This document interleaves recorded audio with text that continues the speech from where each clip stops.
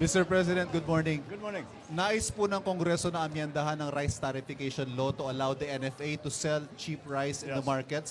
Will you support this initiative Yes. and will you certify it as urgent? Yes, it is something that has come up that we are so that ang problema kasi kaya tumataas ang presyo ng bigas dahil ang mga trader ay nagko-compete. Pataasan sila ng presyuhan sa pagbili ng palay at wala tayong control doon. Kung magkaroon ng mga amendments sa NFA at sa rice tariffication, sa NFA charter at saka sa rice tariffication law, magagawa natin, makokontrol natin, meron tayong influence dun sa presyuhan, sa pagbili ng palay at sa pagbenta ng bigas. So, Ito na, nagkaroon na ng kaganapan na matagal na po nating panawagan na kahit pa yung ating kasalukuyang pangulo nung na Citizen Bongbong pa lamang po ito, panahon ng 2016 hanggang 2022, naging panawagan nitong palagi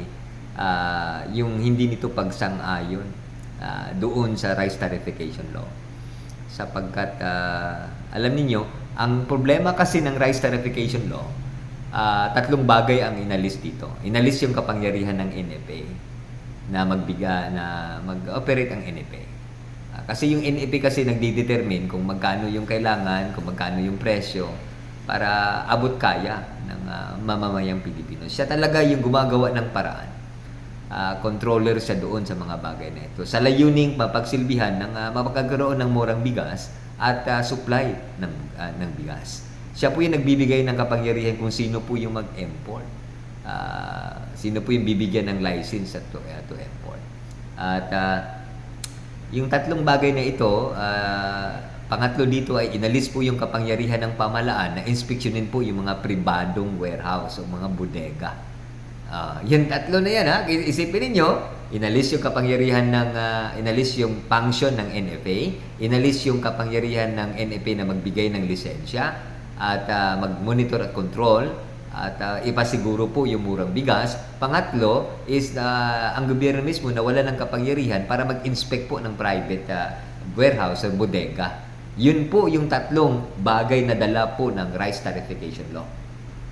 Dahil doon po ang nangyari, kasi nga noong 2018 bago ito naging batas ng 2019 na pinirmahan ng dating Pangulo, ang naging suliranin po doon, at ang yung bigas natin nasa 40 na to 41 yung presyo sa mga panahon po yon in the 2018. Maalala ninyo, previous to that, ng 2016 yata, hindi tayo nagkakamali, may maraming agawan ng bigas, nakaranas din po tayo ng pagpipila para makakuha ng bigas dahil may shortage po tayo sa supply. Ang shortage naman ay nakabatay ito sa klema, bagyo o sakuna na nangyayari sa ating bansa. Kaya po at pinakamalaki nito ang kahinaan talaga ng agrikultura. Mula po ng 3 dekada na hindi na po talaga na-develop yung ating agrikultura. Sapagkat napuno po ito ng korupsyon. Tingnan niyo yung panahon ni Pangulong ni PRD, yung kanyang political consultant manager niya, pinakauna talaga natanggal sa trabaho bilang secretary ng irrigation sapagkat sa usaping aligasyong korupsyon. Pero tinanggal na po siya, inalis siya. Yun po yung patunay natin na may problema po da. Kaya nang dumating po ang 2018, inintroduce po itong RTL, Rice Tariffication Law, bilang solusyon ng gobyerno para maging mura yung bigas. Yun po yung purpose nitong rice tariffication law. Isa po itong device plan, isa po itong program plan ng DA at ng Pangulo para po gawin po ang lahat ng paraan maging mura po yung bigas. Umaangat na presyo na 41. In fact, totoo, pagka-approve po nito, agar isang taon makalipas or during that time period, bumaba yung presyo. Kasi bumultaw yung supply. Bakit? Ang dami na pong traders, ang dami na pong nag-i-import. Kahit sino po. Lahat po ng konektado, nagpatayo na ng mga warehouse. Makita ninyo dyan sa mga pantalan, nandyan sa mga dating tabing kalsada na dating sakahan. Naging mga warehouse na. Kasi nga, wala na. Hindi na kailangan maging farmer ka para magnegosyo ng bigas. Mag-trader ka lang, mag-importer ka lang. Yun na po yun. jackpot na po yun. Negosyante ka na bilang farmer.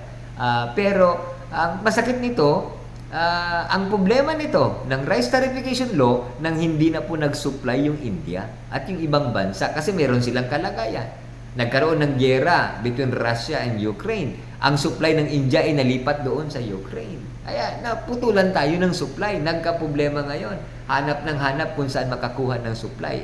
Hindi naman pwede na mag-order ka ng pupunta ka lang doon, mamamalengke ka. Hindi po. So that's what we are going to do. Will you certify the bill as urgent, sir? Yes, I think it justifies an urgent certification. Thank you. Hindi po ibig sabihin na pupunta ka lang doon sa ibang bansa, mamamalengke ka lang. Pre-order po ito at sumasabay ito doon sa ani, harvest at contract. May early contract po dito bago ka makakuha po ng supply.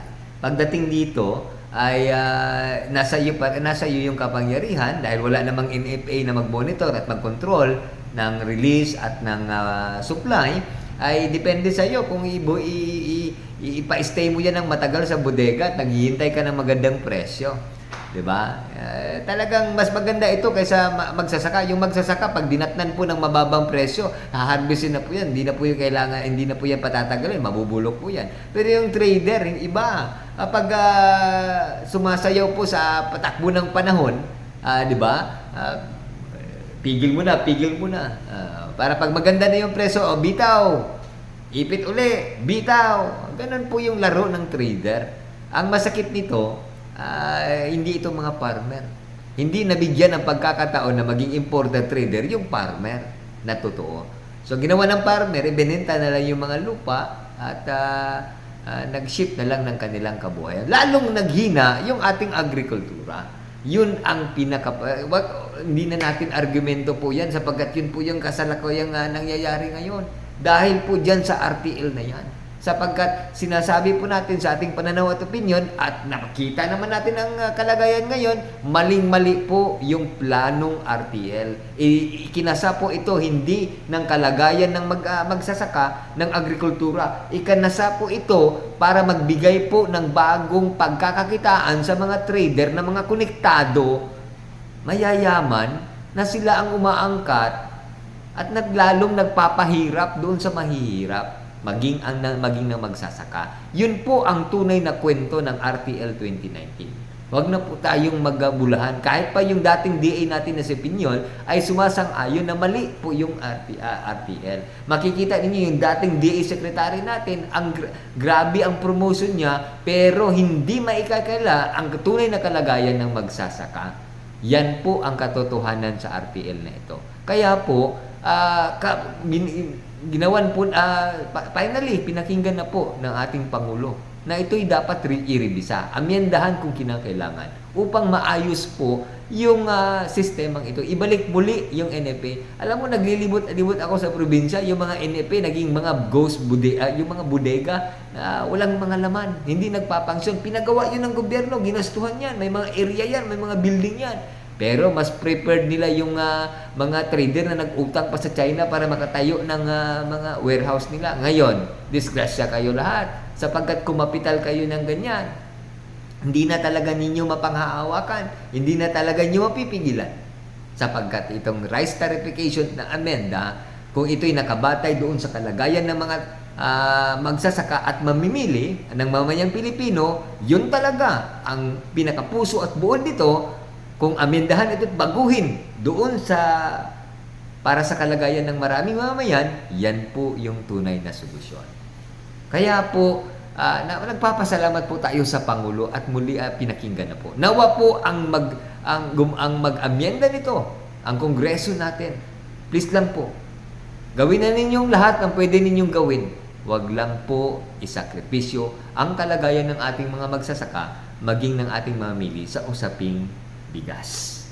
So, maraming salamat po aming mahal na Pangulo at napakinggan na po. Matagal na po natin itong pinapanawagan.